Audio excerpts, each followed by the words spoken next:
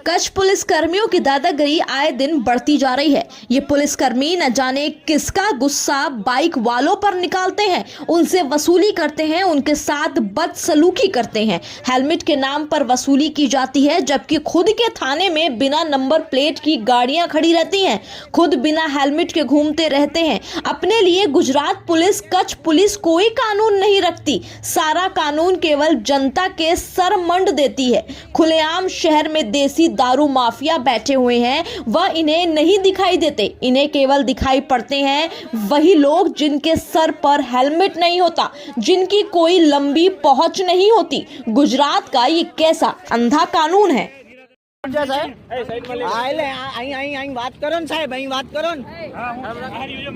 હા જોઈ જશે, લખાઈ જશે. એમ કેમ ગાડી શાંતિથી ઊભી રાખી?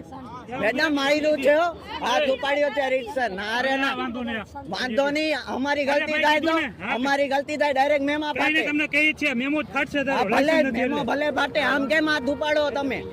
વાંધો નહીં, એનો શું વાંધો નહીં?